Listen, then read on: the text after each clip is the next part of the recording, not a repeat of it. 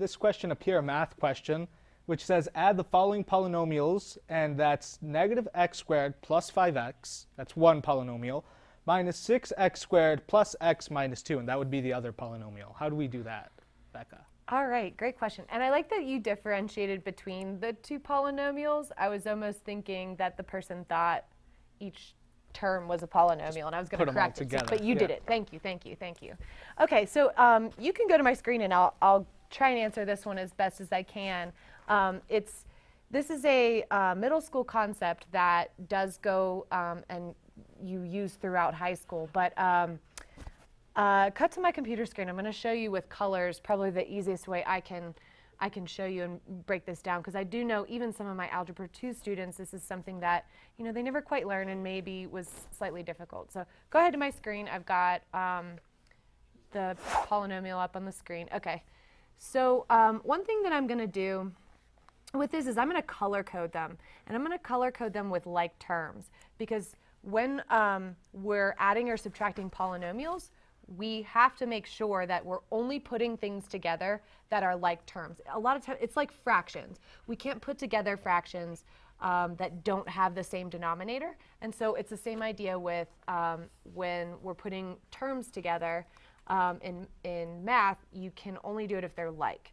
So I'm going to go ahead, and this first part, this negative x squared, there's nothing that we need to do with it. In fact, it doesn't need to be in parentheses. So I'm going to just rewrite my x squared in red, and I'm going to make my my 5x, or my x terms, in green. And then one thing that we need to do is take care of this subtraction sign. And so the subtraction sign, we need to distribute that among all the terms that are in the parentheses here. So we're going to change the sign of every single one of our terms.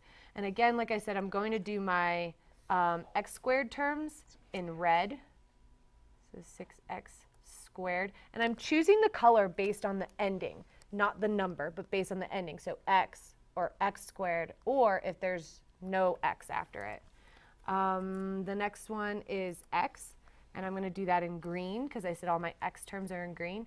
Now it's a minus because this minus sign distributes. And then the 2 is going to be in a different color because it's not x or it's not x squared. Now this minus, again, distributes to the negative 2, so we're going to call it plus 2.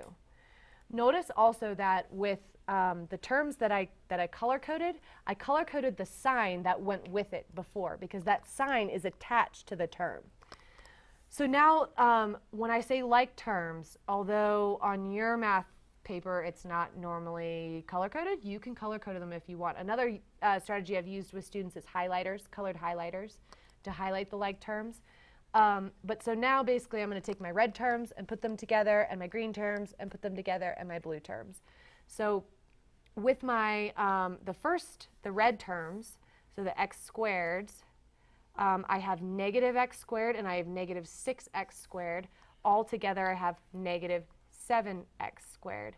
And that's because the number in front of the negative x squared is a 1. That coefficient is really a 1. We just don't write it all the time. Then I'm going to put together my green terms, or my x terms, and I have positive 5x and negative x. So 5x minus x, and I'm left with plus positive 4x. And then that's all my green terms. And then lastly, I'm going to do my blue terms, and I only have one, which is 2, so it's plus 2. So this is an example of putting together like terms and adding, or I guess subtracting polynomials. So hopefully that helps. Color coding is a really good strategy when it comes to putting together like terms and not getting confused with different things. So you can use highlighters for that. That's one thing that really works. So hopefully that helped. Hopefully that answered the question. Definitely a concept that's really important to most math that you will encounter in high school.